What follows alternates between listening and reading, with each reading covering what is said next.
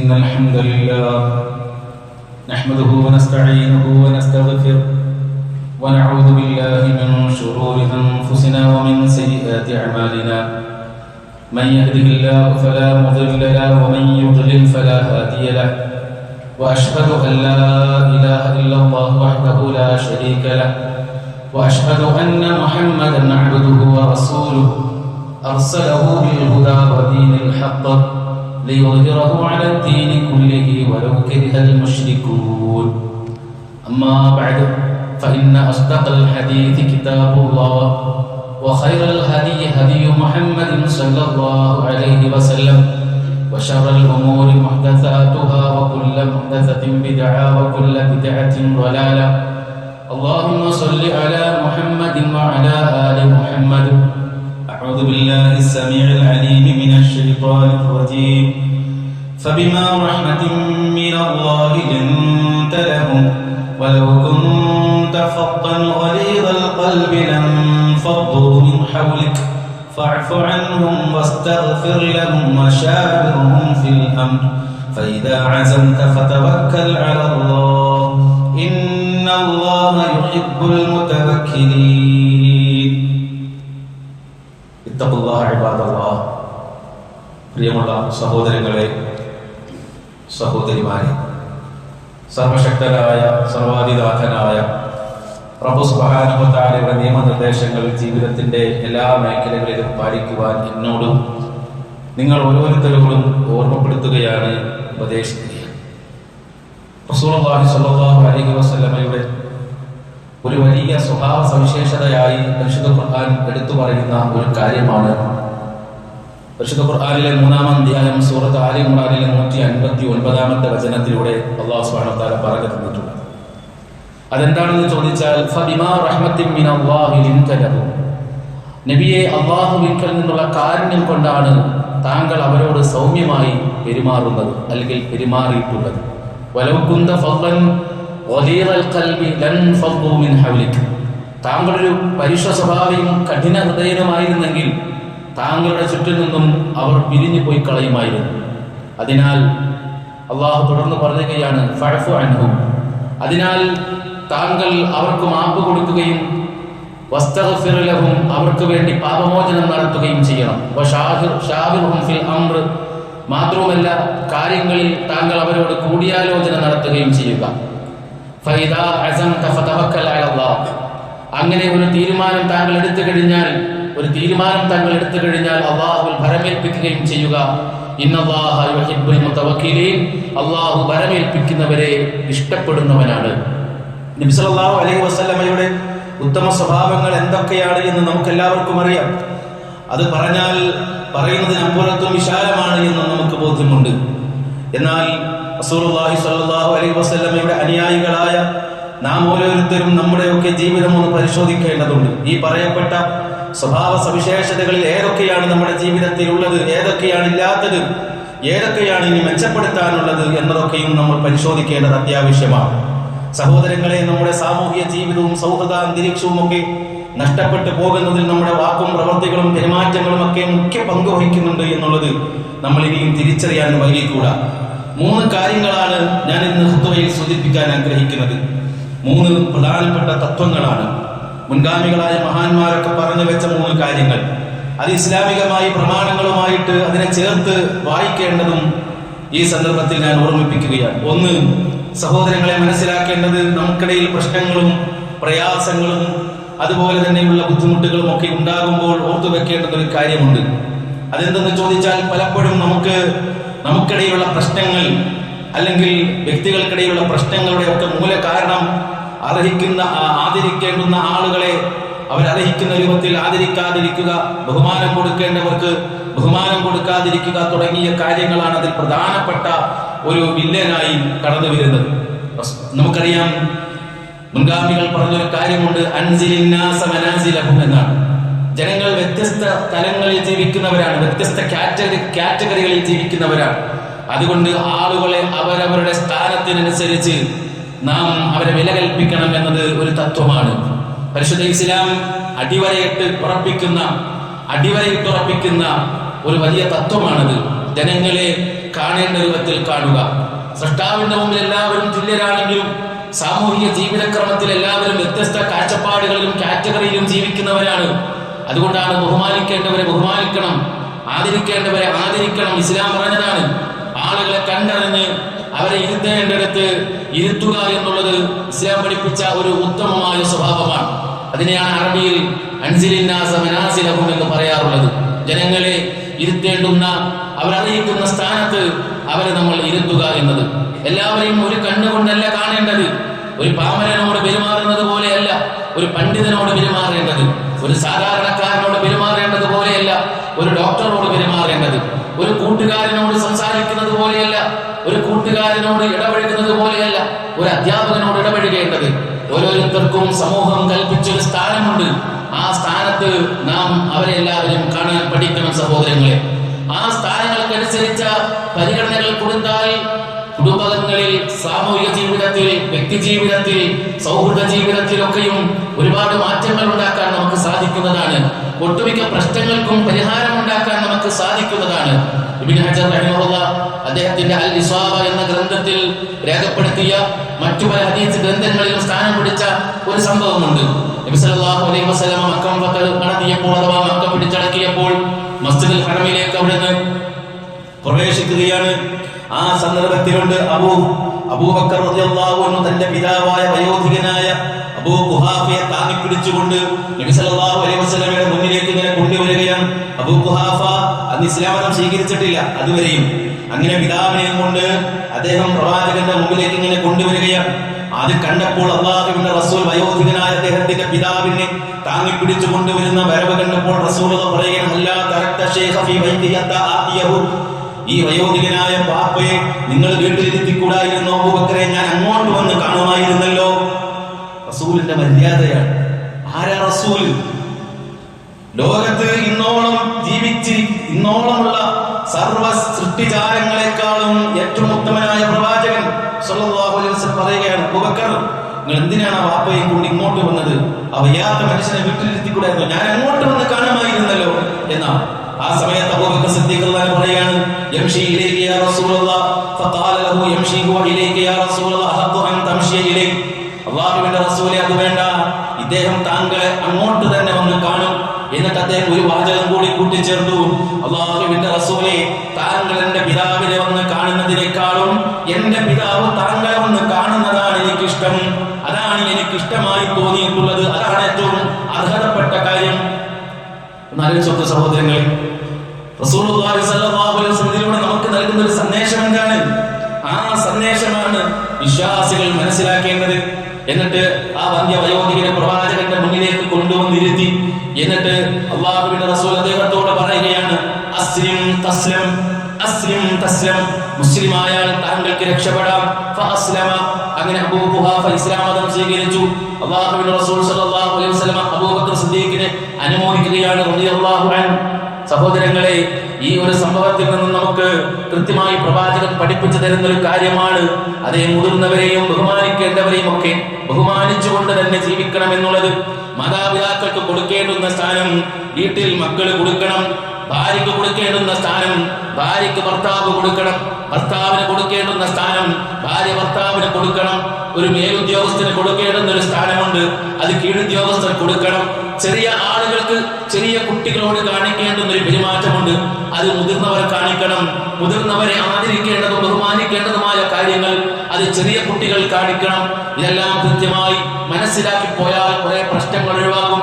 അറിവും കഴിവും പ്രാപ്തിയും അനുഭവ സമ്പത്തുമുള്ള ഒരുപാട് ആളുകളുണ്ട്. വ്യത്യസ്തങ്ങളായ പ്രസ്ഥാനങ്ങളിൽ, പാർട്ടികളിൽ, ഭൗതിക പ്രസ്ഥാനങ്ങളിൽ, ആത്മീയ പ്രസ്ഥാനങ്ങളിലുണ്ട്. അവരുടെ അറിവും കഴിവും അവരുടെ പരിചയ സമ്പത്തും ഒക്കെ നോക്കിക്കൊണ്ട് അവരർഹിക്കുന്ന സ്ഥാനം കൊടുത്തു കഴിഞ്ഞാൽ പാർട്ടികളിൽ പ്രശ്നങ്ങളില്ല, പ്രസ്ഥാനങ്ങളിൽ പ്രശ്നങ്ങളില്ല. സഹോദരങ്ങളെ, അങ്ങനെ ഓരോരുത്തർക്കും അവരർഹിക്കുന്ന സ്ഥാനവും പദവിയും ഒക്കെ നൽകി കഴിഞ്ഞാൽ താൻ തഴയപ്പെട്ടു, അവഗണിക്കപ്പെട്ടു എന്ന തോന്നലുകൾ ഇല്ലാതാവുകയും കൂടുതൽ ആവേശത്തോടുകൂടി കർമ്മരംഗത്ത്, കൂടുതൽ പ്രവർത്തന സജീവമായ ഒരു രംഗത്ത് കടന്നു വരും. ഇസ്ലാമിക പ്രസ്ഥാനങ്ങളിലും അങ്ങനെ തന്നെ ചെയ്യണം. ഭൗതികമായ യാതൊരു ലാഭേച്ഛയുമില്ലാത്ത പ്രവർത്തിക്കുന്ന, തീർത്തും ആത്മീയതയ്ക്ക് വേണ്ടി മാത്രം രൂപകൽപ്പിക്കപ്പെട്ട പ്രസ്ഥാനങ്ങളാണെങ്കിൽ പോലും അവിടെ ചില വ്യക്തികളെ നമ്മൾ പരിഗണിക്കുക തന്നെ വേണം. കാരണം നാളെ ഒരു സമയത്ത് നമ്മുടെ ഈ ആദർശ കൂട്ടായ്മയിൽ നിന്നും ഒരാൾ പിറകോട്ടടിക്കാനത് കൊണ്ട് കാരണമാകരുത്. അതാണ് സഹോദരങ്ങളെ നാം മനസ്സിലാക്കേണ്ടത്. അല്ലാഹുവിന്റെ പരിശുദ്ധ ഖുർആൻ മൂസാ നബി അലൈഹി ഇസ്ലാമിന്റെ സംഭവം പറയുന്നുണ്ട്. സൂറത്തുൽ ത്വാഹയിൽ എന്താ പറയുന്നത്? ഫിർഔന്റെ അടുക്കിലേക്ക് കടന്നു ചെല്ലണം, എന്നിട്ട് ഫിർഔനിനെ ദഅവത്ത് നടത്തണം, ഫിർഔനിനെ ഇസ്ലാമിലേക്ക് ക്ഷണിക്കണം, ഫിർഔനിന്റെ നിരർത്ഥകമായ വാദങ്ങളെ എല്ലാം ഖണ്ഡിക്കണം എന്നാണ് അല്ലാഹു പറയുന്നത്. പക്ഷേ മിസ്ർ ഭരിക്കുന്ന ഫിർഔന്റെ മുമ്പിൽ പോയി താൻ ഒരു പ്രവാചകനാണ് എന്ന ബോധത്തോടെ ഫിർഔനെ കടിച്ചീറാനോ ഫിർഔനെ എല്ലാ നിലയ്ക്കും ഒതുക്കി തീർക്കാനോ അല്ല അല്ലാഹു പറയുന്നത്. ഫിർഔനിന് ഒരു സ്ഥാനമുണ്ട്. ആ സ്ഥാനത്ത് നിന്നുകൊണ്ട് തന്നെ ഭവ്യതയോടെ പ്രബോധനം നടത്തണം. മൂസാ, നിങ്ങളും നിങ്ങളുടെ സഹോദരനും ഫിർഔന്റെ അടുക്കലേക്ക് തന്നെ പോയിക്കോളൂ, നിങ്ങളിപ്പോ തന്നെ പോയിക്കോളൂ. എന്നിട്ട് അവനോട് പറയണം,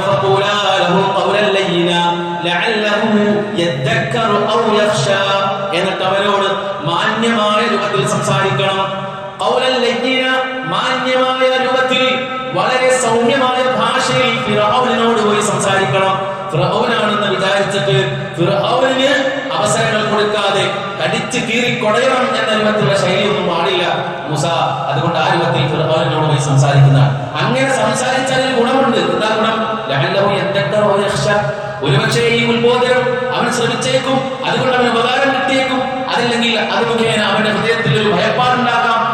സൗമ്യമായിട്ട് പെരുമാറിയാൽ മതി എന്നാണ് ഓരോരുത്തരെയും അവരർഹിക്കുന്ന സ്ഥാനം കൊടുക്കണം എന്നുള്ളത് സഹോദരങ്ങൾ ഇസ്ലാം പഠിപ്പിക്കണം. ആരുടെയും സ്ഥാനം മറന്ന് ഒരാളും സംസാരിക്കുന്നത് വാപ്പയാണത്, നിന്റെ വാപ്പയോട് സംസാരിക്കേണ്ടുന്ന ശൈലിയല്ല എന്ന് മറ്റൊരാൾ നിന്നെ പറഞ്ഞ് ഉപദേശിച്ച് നിന്നെ തിരുത്തേണ്ടുന്ന ഒരു അവസ്ഥ നിന്റെ ജീവിതത്തിൽ ഉണ്ടാകരുത്. അത് നിന്റെ ഉമ്മയാണ്, നിന്റെ മാതാവാണ്.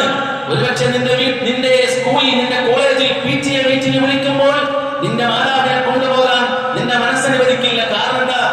നിന്റെ കൂട്ടുകാർക്കിടയിൽ നിന്റെ മാതാവിന് ഇപ്പോൾ ഒരു വിലയില്ലാതിരിക്കാം, അവർ മെലിഞ്ഞൊട്ടിയവരായിരിക്കാം, അതല്ലെങ്കിൽ തടിച്ച ശരീരമുള്ളവരായിരിക്കാം. കാലത്തിന്റെ ട്രെൻഡിനനുസരിച്ച് സഞ്ചരിക്കാനോ കാലഘട്ടത്തിന്റെ വിളിക്കനുസരിച്ച് മാറാനോ നിന്റെ മാതാപിതാക്കൾക്ക് സമയം കിട്ടിയിട്ടില്ല, അവരത് പഠിച്ചിട്ടില്ല എന്ന് വിചാരിച്ചുകൊണ്ട് അവരെ മുന്നിലേക്ക് ഇരുത്താനല്ല, അവർ അർഹിക്കുന്ന സ്ഥാനം കൊടുക്കണം. അവരെ തടിച്ചെന്നും അവരെ മെലിഞ്ഞൊട്ടിയവളെന്നും സൗന്ദര്യമില്ലാത്തവളെന്നും കാലത്തിന്റെ ചുവരെഴുത്തുകൾ വായിക്കാൻ കഴിയാത്തവളെന്നും ഒക്കെ പറഞ്ഞുകൊണ്ട് ആക്ഷേപിച്ച് മൂലക്കൊതുക്കേണ്ടവരല്ല അവർ മാതാപിതാക്കളാണ്. അവരുടെ സൗന്ദര്യം നഷ്ടപ്പെട്ടത് നിന്നെ പ്രസവിച്ചതിന്റെ പേരിലാണ്, അവരുടെ ഊർജം നഷ്ടപ്പെട്ടത് നിന്നെ വളർത്തിയതിന്റെ പേരിലാണ്. അവർക്കിപ്പോൾ യശസ്സും പേരും കീർത്തിയും ഒന്നുമില്ലെങ്കിൽ എല്ലാം വെടിഞ്ഞ് നിങ്ങളെ പോറ്റിയതിന്റെ പേരിലാണ്, മണലാരുണ്യത്തിൽ കഷ്ടപ്പെട്ടതിന്റെ പേരിലാണ് നിന്റെ വാപ്പയ്ക്ക് നര വന്നത്, നിന്റെ വാപ്പയ്ക്ക് കഷണ്ടി വന്നത്. അതെല്ലാം ഈ അർത്ഥത്തിലാണ്. മനസ്സിലാക്കി മക്കൾ പെരുമാറണം.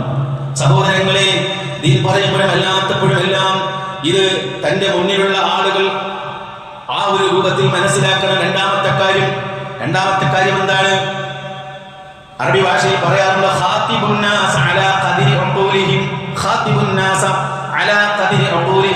ജനങ്ങളുടെ ബുദ്ധിയുടെ നിലവാരം അനുസരിച്ച് സംസാരിക്കണം.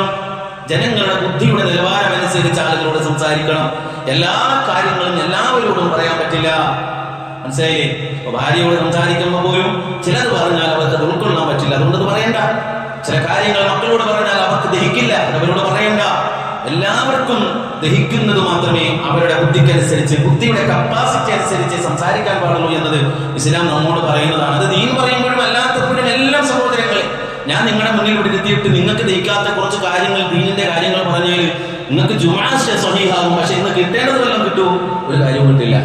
ഓരോരുത്തരോടും അവരവരുടെ അക്കലിന്റെ ബുദ്ധിയുടെ നിലവാരമനുസരിച്ച് സംസാരിക്കുക എന്നുള്ളതാണ്. മറ്റുള്ളവരുമായിട്ട് ഇടപഴകുമ്പോഴും എല്ലാം സഹോദരങ്ങളെ ഇത് നമ്മൾ ചിന്തിക്കണം. ഞാൻ ഈ പറയുന്നത് അവർക്ക് ദഹിക്കുന്നുണ്ടോ ഇല്ലേ? എന്റെ തമാശകൾ ഉൾക്കൊള്ളാൻ മാത്രമുള്ള സെൻസ് അവർക്കുണ്ടോ? ഉണ്ടെങ്കിൽ പറഞ്ഞാൽ മതി. നീ പറഞ്ഞത് തമാശയായിരിക്കാം, പക്ഷെ അത് അവരുടെ മനസ്സിൽ കുറുക്കി കൊണ്ടിട്ടുണ്ട്, അവർ ഹൃദയത്തിൽ അത് വേദന ഉണ്ടാക്കിയിട്ടുണ്ട്. അത് നീ മനസ്സിലാക്കണം. നിന്റെ തമാശകളെല്ലാം തന്നെ അത് എല്ലായ്പ്പോഴും എല്ലാവരും ഉൾക്കൊള്ളണമെന്നില്ല. അതുകൊണ്ട് തമാശകൾ പറയുമ്പോൾ പോലും നമ്മൾ സ്വയം വിലയിരുത്തിയിട്ട് സംസാരിക്കാൻ പാടുള്ളൂ. തനിക്ക് ശരിയെന്ന് തോന്നുന്ന നിലപാടുകൾ അത് മറ്റുള്ളവർ ഉൾക്കൊള്ളണമെന്നില്ല. അതുകൊണ്ട് തന്നെ ചില കാര്യങ്ങളൊക്കെ മിണ്ടാതിരിക്കുക, ചില കാര്യങ്ങൾ സംസാരിക്കാതിരിക്കുക എന്നതും ഇസ്ലാം പഠിപ്പിച്ച കാര്യങ്ങൾ തന്നെയാണ് സഹോദരങ്ങളെ. ഇമാം ബുഖാരി ഉദ്ധരിച്ച ഹദീസിൽ കാണാം, ഇമാം ബുഖാരി റഹ്മഹുല്ലാഹ് കിതാബുൽ ഇൽമ് അദ്ദേഹം പറയുന്ന ഒരു കാര്യമുണ്ട്. എന്താണെന്ന് അറിയുമോ? മഹാനായ റസൂലുള്ളാഹി സ്വല്ലല്ലാഹു അലൈഹി വസല്ലം ആയിഷ റളിയല്ലാഹു അൻഹയോട് പറയുന്ന ഒരു കാര്യമാണ്. അബ്ദുല്ലാഹി ഇബ്നു സുബൈർ റളിയല്ലാഹു അൻഹു കാലഘട്ടത്തിൽ മക്കയിൽ ഹജ്ജാജ് ഇബ്നു യൂസുഫിന്റെ നേതൃത്വത്തിലുള്ള ആളുകൾ സൈന്യങ്ങൾ നടത്തിയ ഇടപെടലുകൾ കൊണ്ട്, അവർ നടത്തിയ അക്രമങ്ങൾ കൊണ്ട് കഅബയ്ക്ക് കേടുപാടുകൾ സംഭവിച്ചു. അങ്ങനെ കഅബയുടെ പുനർനിർമ്മാണം നടത്തണോ, കഅബ അതെല്ലാം കേടുപാടുകൾ പരിഹരിച്ച് അങ്ങനെ മെയിൻ്റനൻസ് മാത്രം നടത്തണോ, അതല്ല പുനർനിർമ്മാണം നടത്തണോ തുടങ്ങിയ ചർച്ചകളൊക്കെ ഉണ്ടായി. അതിനെ തുടർന്നുള്ള ഒരു സംഭവമാണ് ആയിഷ റളിയല്ലാഹു അൻഹയോട് അതിനെ തുടർന്നുള്ള സംഭവത്തിൽ ആയിഷ റളിയല്ലാഹു അൻഹയുടെ ഒരു ഹദീസ് അവർ പറയുന്നുണ്ട്. അല്ലാഹുവിന്റെ റസൂൽ സല്ലല്ലാഹു അലൈഹി വസല്ലം ആയിഷ റളിയല്ലാഹു അൻഹയോട് പറയുകയാണ്, യാ ആയിഷ, യാ ആയിഷ. അതിനു മുമ്പ് ഒരു കാര്യമുണ്ട്. ഇബ്നു സുബൈർ റളിയല്ലാഹു അൻഹു കാനത്ത് ആയിഷ തസ്ീറു ഇലൈക കതീറ ഫമാ ഹദ്ദസതുക ഫിൽ കഅബ. അല്ലാഹുവിന്റെ റസൂൽ സല്ലല്ലാഹു അലൈഹി വസല്ലം കഅബയുമായി ബന്ധപ്പെട്ട് ആയിഷയോട് പറഞ്ഞെന്തെങ്കിലും കാര്യങ്ങളുണ്ടെങ്കിൽ പറഞ്ഞു തരൂ എന്നിങ്ങനെ പറയുകയാണ്. ഖാലത്തിലി ആയിഷ റളിയല്ലാഹു അൻഹ എന്നോട് പറഞ്ഞിട്ടുണ്ട്, അല്ലാഹുവിന്റെ റസൂൽ സല്ലല്ലാഹു അലൈഹി വസല്ലം പറയുകയാണ്, ഒരിക്കൽ അവിടെ എന്നോട് പറഞ്ഞു, ആയിഷ ലൗലാ ഖൗമുക ഹദീസുൻ അഹ്ദുഹും, നിന്റെ ജനതയുണ്ടല്ലോ ആയിഷ, നിന്റെ ഖുറൈശികളായ ജനത, അവർ ഈ അടുത്ത കാലത്ത് ഇസ്ലാമിലേക്ക് വന്നവരാണ്. ഇസ്ലാമിലേക്ക് വന്നിട്ട് അധികം കാലമായിട്ടില്ല.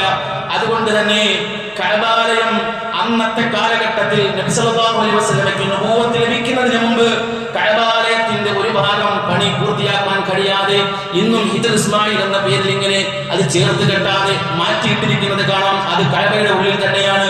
അല്ലാഹുവിന്റെ റസൂൽ സല്ലല്ലാഹു അലൈഹി വസല്ലമയ്ക്ക് അത് കഅബയുടെ ഉള്ളിൽ ആ ചുമര്, ആ ഭാഗത്തുള്ള ഹിജ്ർ ഇസ്മായിലിന്റെ ഭാഗത്തുള്ള ചുമര് അത് പൊളിച്ചിട്ട് ഹിജ്ർ ഇസ്മായിൽ കൂടെ ചേർത്ത് വളച്ച് കെട്ടിയിട്ട് 2 വാതിൽ ഉണ്ടാക്കാൻ പ്രവാചകന് ആലോചനയുണ്ടായിരുന്നു. 2 വാതിൽ, കഅബയുടെ ഉള്ളിലേക്ക് കയറാൻ ഒരു വാതിൽ, പുറത്തേക്ക് ഇറങ്ങാൻ ഒരു വാതിൽ. പക്ഷെ പ്രവാചകൻ ആ നിലപാടെടുക്കാത്തതിന്റെ കാരണം പറയുകയാണ്, ആയിഷ, നിന്റെ ജനത അവർ ഈ അടുത്ത് ഇസ്ലാം മതം സ്വീകരിച്ചവരാണ്. മറുത്തായിരുന്നെങ്കിൽ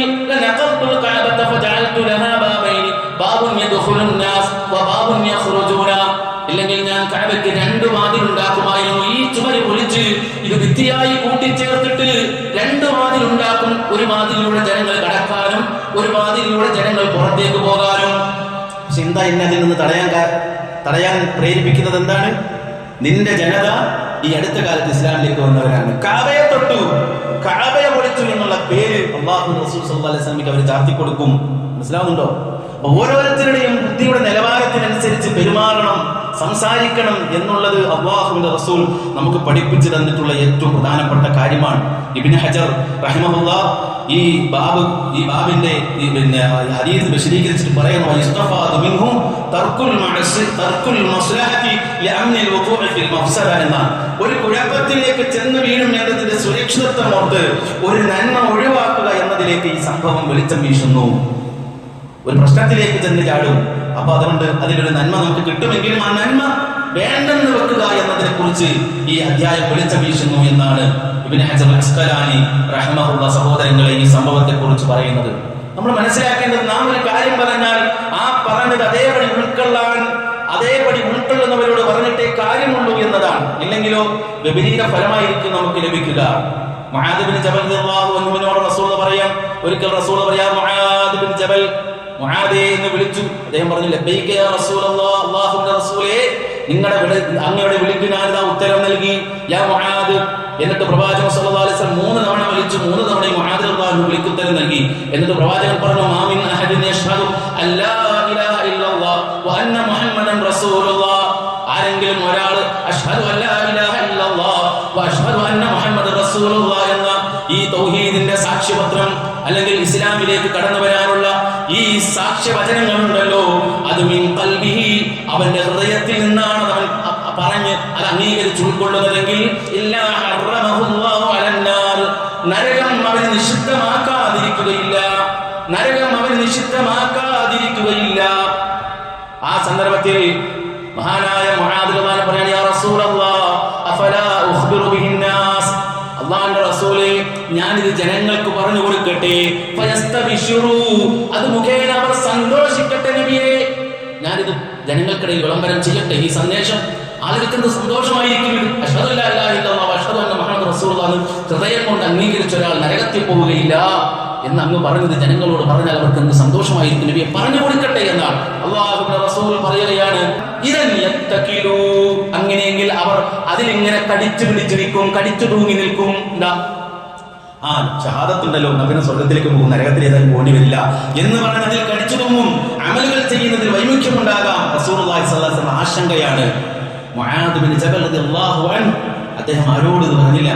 വഫാത്തിന്റെ സമയത്ത് മരണാസന്നനായി കിടക്കുമ്പോഴാണ്, മരണം അടുത്തപ്പോഴാണ് മുആദ് ബിൻ ജബൽ റളിയല്ലാഹു അൻഹു ഒരു ഇൽമു മറച്ചു വെച്ചതിന്റെ പാപം പടത്തിക്കുണ്ടാകുമോ എന്ന് പേടിച്ചിട്ട് വഫാത്തിന്റെ സമയത്താണ് മുആദ് ബിൻ ജബൽ റളിയല്ലാഹു അൻഹു ഈ സംഭവം ജനങ്ങളോട് പറയുന്നത് പോലും. അങ്ങനെയാണ് നമ്മളൊക്കെ ഈ ഹദീസ് കേൾക്കാൻ തന്നെ കാരണമെന്ന് നമ്മൾ മനസ്സിലാക്കുക സഹോദരങ്ങളെ. നോക്കൂ നിങ്ങൾ, അത് കൃത്യമായി വ്യക്തമായി സഹാബികൾ മനസ്സിലാക്കിയിരുന്നു. ആളുകളോട് അത് പറഞ്ഞാൽ അവർ ഈ പറയുന്ന സെൻസിലായിരിക്കും അവർ ഉൾക്കൊള്ളുക. അവർ എല്ലാം ഇട്ടതിന് ചിലപ്പോൾ കർമ്മപദങ്ങളിൽ നിന്നൊക്കെ മാറി നിൽക്കാൻ സാധ്യതയുണ്ട് എന്നുള്ള ഒരു ദീർഘവീക്ഷണം.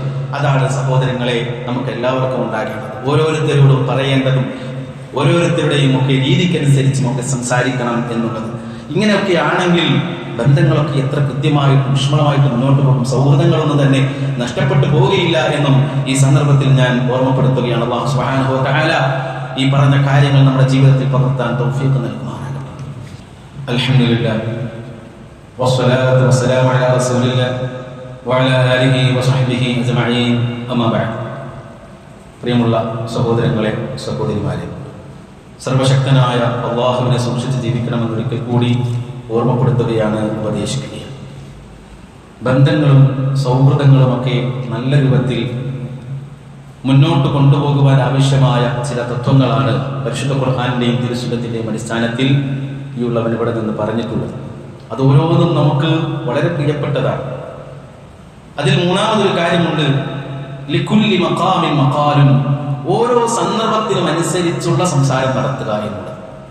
സാഹചര്യങ്ങൾക്കും സന്ദർഭങ്ങൾക്കും അനുസരിച്ച് പെരുമാറുക, സംസാരിക്കുക. ഇത് ഈ പറയപ്പെട്ട കാര്യത്തിലെ ഒരു മൂന്നാമത്തെ ഗുണമാണ്. ഓരോ കാര്യത്തിനും ഓരോ സന്ദർഭങ്ങളുണ്ട് സഹോദരൻ. നമ്മുടെ സംസാരത്തിന്, നമ്മുടെ പെരുമാറ്റത്തിന്, എല്ലാത്തിനും ഓരോ സന്ദർഭങ്ങളും സാഹചര്യങ്ങളും ഉണ്ട്. ആ സാഹചര്യങ്ങൾക്കനുസരിച്ച് നമ്മൾ പെരുമാറുക. എല്ലാത്തിനും പോയി തലയിടുക എന്നുള്ളത് മുസ്ലിം ഒരിക്കലും ചെയ്യാൻ പാടില്ലാത്തൊരു കാര്യമാണ്. റസൂലുള്ളാഹി പറഞ്ഞു, ഒരു മനുഷ്യന്റെ ശരിയായ ഇസ്ലാം മതം സ്വീകരണം എന്ന് പറയുന്നത് അയാളുടെ ശരിയായ ഇസ്ലാം, അയാൾ ശരിയായ റൂട്ടിലാണ് എന്നുള്ളതിന്റെ തെളിവെന്താന്ന് ചോദിച്ചാൽ തർക്കുഹു മാ ലാ യഅനി എന്നാണ്. വേണ്ടാത്ത കാര്യങ്ങളിൽ പോയി അയാൾ തലയിടുകയില്ല. പച്ച മലയാളത്തിൽ പറഞ്ഞാൽ വേണ്ടാത്ത കാര്യങ്ങളിൽ പോയി അയാൾ തലയിടുകയില്ല. അതിൽ സംസാരമാണെങ്കിലും ഇടപെടലാണെങ്കിലും ഒന്നിലും അനാവശ്യമായി പോയി ഇടപെടാൻ പാടില്ല എന്നതാണ്. തലയിടാൻ പാടില്ല. തനിക്ക് ഉപകാരമില്ലാത്ത, തനിക്ക് ആവശ്യമില്ലാത്ത മേഖലകളിൽ ഒരു മനുഷ്യൻ ഒരു നിലയ്ക്കും തൻ്റെ വാക്കുകൊണ്ടോ പ്രവൃത്തി കൊണ്ടോ ഒരു ഷർറ്, ഒരു ദ്രോഹം ഒരാൾക്കും ഉണ്ടാക്കാൻ പാടില്ല എന്നതാണ് ഈ ഹദീസിൽ നിന്ന് മനസ്സിലാക്കിയ പ്രധാനപ്പെട്ട കാര്യം. ബന്ധങ്ങളിൽ വിള്ളലുകൾ വീഴാനുള്ള ഒരു പ്രധാനപ്പെട്ട കാര്യം കൂടിയാണ് സഹോദരങ്ങളെ ആവശ്യത്തിനും അനാവശ്യത്തിനും പോയി സംസാരിക്കുക. തനിക്ക് യാതൊരു റോളുമില്ലാത്ത ഇടങ്ങളിൽ പോയി വെറുതെ തന്റെ കമന്റുകൾ പറയും. അത് മുഖേന മറ്റു പ്രശ്നങ്ങൾ ഉടലെടുക്കുക. ഇതൊന്നും ഒരു മുസ്ലിമിനെ സംബന്ധിച്ചിടത്തോളം ചേരുന്ന കാര്യങ്ങളല്ല. ചില സന്ദർഭങ്ങൾക്കനുസരിച്ച് നമ്മൾ പെരുമാറും. ഒരു മരിപ്പ് വീട്ടിൽ ചെന്നാൽ ആ മരിച്ച വീട്ടുകാരുടെ അവസ്ഥയും മറ്റുമൊക്കെ ആയിരിക്കണം നമ്മുടെ മനസ്സിലുണ്ടാകും. അവിടെ വെച്ചല്ല ഹോട്ടലിൽ പോയി ഫുഡ് അടിക്കാനുള്ള ഷെയർ ചെയ്യേണ്ടത്. അവിടെ വെച്ചല്ല അത് പ്ലാൻ ചെയ്യേണ്ടത്. മനസ്സിലായില്ലേ? ഓരോ സാഹചര്യത്തിനനുസരിച്ച് ഒരു വിദ്യാലയത്തിൽ, ഒരു പള്ളിയിൽ വന്നിരുന്നാൽ എങ്ങനെ ഇരിക്കണം, അല്ലെ? ഒരു വീട്ടിൽ എങ്ങനെ ആയിരിക്കണം, കുടുംബത്തോട് എങ്ങനെയായിരിക്കും, ഓരോ സന്ദർഭത്തിനനുസരിച്ചുമായിരിക്കണം. ബറാഅ ഇബ്നു ആസിബ് എന്ന സഹാബി പറയുകയാണ്, ഒരു അൻസാരിയായ സഹാബി മരിച്ചപ്പോൾ അദ്ദേഹത്തിന്റെ ഖബർ, അദ്ദേഹത്തെ മറവ് ചെയ്യാൻ വേണ്ടിയിട്ട് ഞങ്ങളെല്ലാവരും ബഖീയിലേക്ക് പോവുകയാണ്. അവിടെ ചെന്നപ്പോൾ ഖബറിന്റെ പണി പൂർത്തിയായിട്ടില്ല. അല്ലാഹുവിന്റെ റസൂൽ ആ ഖബറിന്റെ ഒരു വക്കത്ത് ഇങ്ങനെ ഇരുന്നു. ഞങ്ങളും ഇരുന്നു. നിശബ്ദമായി ഒരു ഇല വീണാൽ കേൾക്കാൻ സാധിക്കും ആ സന്ദർഭത്തിൽ. എന്നിട്ട് ആ സഹാബി പറയാണ്, ഞങ്ങളുടെ തലയ്ക്ക് മുകളിൽ, ഞങ്ങളുടെ ശിരസിൽ പക്ഷികൾ വന്നിരിക്കുന്നത് പോലെ ഞങ്ങൾ മിണ്ടാതിരുന്നു എന്നാണ്. പക്ഷികൾ വന്നിരുന്നാൽ എങ്ങനെയായിരിക്കും? തല അനക്കാതെ, പക്ഷി പറന്നു പോകാതിരിക്കാൻ തല അനക്കാതെ ഒരു ചില്ലയിൽ വന്നിരിക്കുന്നത് പോലെ ഞങ്ങൾ എങ്ങനെ അനങ്ങാതിരുന്നു എന്നാണ്. അങ്ങനെയാണോ നമ്മുടെയൊക്കെ മരിപ്പ് വീടുകളും പിന്നെ ജനാസ മറവ് ചെയ്ത് അവിടെ പിടി, ഇവിടെ പിടി, അവിടെ മണ്ണൂർ, അവിടെ വെള്ളമെടുക്കും, ഒരാൾ പോയി മറ്റേതെടുക്ക്, ബഹളങ്ങളോട് ബഹളങ്ങളാണ്. ഓരോ സന്ദർഭത്തിനനുസരിച്ച് പെരുമാറാൻ ഇനിയും നമ്മൾ പഠിച്ചിട്ടില്ല സഹോദരങ്ങളെ. ഒരു ആശുപത്രിയിൽ ചെന്നാൽ ഒരു രോഗിയെ സന്ദർശിക്കുമ്പോൾ എങ്ങനെയാ നമ്മൾ പെരുമാറേണ്ടത്? ആ രോഗിയുടെ മനസ്സിൽ സന്തോഷം അലതല്ലണം. നമ്മുടെ സാന്നിധ്യം ഇനിയും ഒരിക്കൽ കൂടി അദ്ദേഹം ഒന്ന് വന്നിരുന്നു. അതുകൊണ്ടല്ലേ പ്രവാചകൻ പഠിപ്പിച്ചത് രോഗിയെ സന്ദർശിക്കുമ്പോൾ എന്താ പറയേണ്ടത്? ലാ ബഅസ് തുഹൂറുൻ ഇൻഷാ അല്ലാഹ്. കുഴപ്പമൊന്നുമില്ലടോ, കുഴപ്പമൊന്നുമില്ലടോ, തുഹൂറുൻ, ഒക്കെ ശരിയാകും, ഒക്കെ നാളെ നീ ഞങ്ങളൊപ്പം കളിച്ച് ചിരിച്ച് നടക്കാൻ കൂടെ ഉണ്ടാകും ഇൻഷാ അല്ലാഹ്. ഇതല്ലേ പറയാൻ പഠിപ്പിച്ചത്? എന്ത് സുന്ദരമാണത്! ഒരു വീട്ടിൽ ഒരാളെ സന്ദർശിക്കാൻ ചെല്ലുമ്പോൾ അതിനനുസരിച്ചാണ്. ആശുപത്രിയിൽ മരണത്തോട് മല്ലടിക്കുന്ന ആളെടുത്ത് പോയിട്ട് അന്താരാഷ്ട്ര കാര്യങ്ങളല്ല അവിടെ സംസാരിക്കേണ്ടത്, അതിനനുസരിച്ച കാര്യങ്ങളായിരിക്കണം സഹോദരങ്ങളെ. അങ്ങനെ ഒരുപാട് വിഷയങ്ങൾ അല്ലാഹുവിന്റെ റസൂൽ സല്ലല്ലാഹു അലൈഹി വസല്ലം പറഞ്ഞിട്ടുണ്ട്. ചില നിലപാടുകൾ ചില സാഹചര്യങ്ങൾക്ക് യോജിച്ചതല്ല. ഉചിതമായ വാക്കുകൾ, അവസരോചിതമായ ഇടപെടലുകൾ അത് ഓരോരുത്തരുടെയും ഭാഗത്തു നിന്നുണ്ടാകണം, അവസരോചിതമായിരിക്കണം. മഹാനായ അബൂ ദുജാന റളിയല്ലാഹു അൻഹു യുദ്ധത്തിൽ നല്ല ഗമയോടെ നെഞ്ചു വിരിച്ചാണ് യുദ്ധക്കളത്തിലൂടെ നടന്നത്. നെഞ്ചു വിരിച്ച് ഗമയോടെ പടവാളേന്തി അദ്ദേഹം നടക്കുകയാണ്. റസൂലുള്ളാഹി സ്വല്ലല്ലാഹു അലൈഹി വസല്ലം ഈ സന്ദർഭത്തിൽ അത് ശരിയാണ്. മറ്റു വല്ല സന്ദർഭത്തിലുമായിരുന്നെങ്കിൽ അല്ലാഹുവിന്റെ റസൂൽ സ്വല്ലല്ലാഹു അലൈഹി വസല്ലം പറയുകയാണ്, അല്ലാഹുവിന് കോപമുള്ള ഒരു നടത്തമായി അത് മാറുമെന്നാണ്. അപ്പൊ ഓരോ സന്ദർഭത്തിലും അനുസരിച്ച് മുസ്ലിമീങ്ങൾ അന്തസ്സും അഭിമാനം ഉയർത്തിപ്പിടിക്കാൻ യുദ്ധക്കളത്തിൽ അങ്ങനെ നടക്കേണ്ടി വരും. പക്ഷെ അത് മറ്റുള്ളവരോട് ഇടപെടുമ്പോഴും ഈ തലക്കനവും ഈ ഗമയും ഈ പോരിമയും വെച്ച് നടക്കാൻ പാടില്ല എന്നതാണ് ഇസ്ലാം പഠിപ്പിച്ചു തന്നിട്ടുള്ളത്. അതുകൊണ്ട് കാര്യങ്ങൾ കൃത്യമായി മനസ്സിലാക്കണം. ഈ പറഞ്ഞ 3 കാര്യങ്ങളും സഹോദരങ്ങളെ നമ്മുടെ ജീവിതത്തിൽ ഉണ്ടാക്കണം. ഉണ്ടെങ്കിൽ ഏറ്റവും നല്ലതാണ്. യാ അയ്യുഹല്ലദീന ആമനു തഖുല്ലാഹ വഖൂലു ഖൗലൻ സദീദ. ഏറ്റവും നല്ല വാക്ക് നിങ്ങൾ പറയുക. നിങ്ങളുടെ നാക്കുകൊണ്ട്, നിങ്ങളുടെ വാക്കുകൾ കൊണ്ട് മുറിവേൽപ്പിക്കാതിരിക്കാൻ നിങ്ങൾ ശ്രമിക്കണം. ഇതൊക്കെ പറയുമ്പോൾ ഉറക്കം തൂങ്ങിയല്ല കേൾക്കേണ്ടത്, ഉണർന്നിരുന്ന് കേൾക്കണം ഈ വാക്കുകൾ ഓരോന്നും. നാളെ പരലോകത്ത് പടച്ചറപ്പിന്റെ മുന്നിൽ ഇതെല്ലാം ഒക്കെയും തൂക്കി നോക്കും. നമ്മൾ പറഞ്ഞ വാക്കിന്റെ കണം പടച്ചറപ്പ് തൂക്കി നോക്കും. വെറുതെയാണെന്ന് നിങ്ങൾക്ക് തോന്നുന്നുണ്ടോ? പറഞ്ഞ വാക്കുകളെല്ലാം തൂക്കി നോക്കും സഹോദരങ്ങൾ. അല്ലാഹു സുബ്ഹാനഹു വ തആല നമ്മെ അവിടുത്തെ അപകടത്തിൽ നിന്ന് രക്ഷപ്പെടുത്തുമാറാകട്ടെ.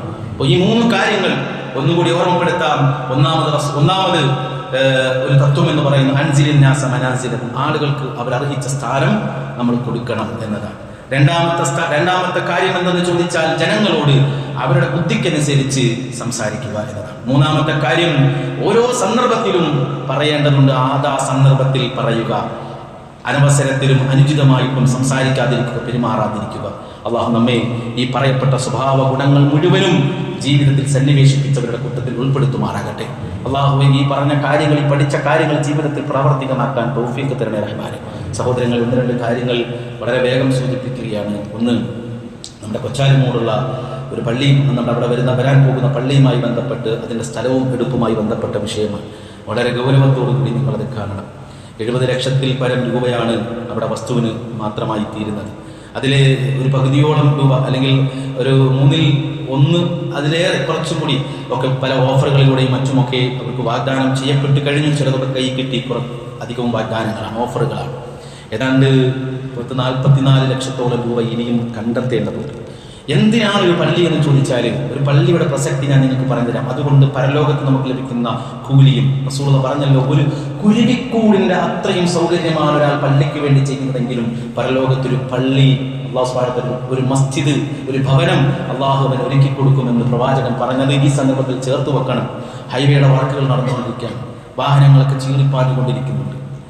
ഇതിന്റെ പണി പൂർത്തിയാകുമ്പോൾ ഇന്നത്തെ കാലഘട്ടത്തിൽ ജനങ്ങൾ ഇങ്ങനെ ഗൂഗിൾ ലൊക്കേഷൻ ഇട്ട് നോക്കും, സലഫി മസ്ജിദുകളെ കുടുംബമായി സന്ദർശിക്കുന്നവർ സലഫി മസ്ജിദുകളാണ് അന്വേഷിക്കുക. അത് ഏത് പ്രസ്ഥാനത്തിൽപ്പെട്ടവരാണ്. എന്തേ കാരണം?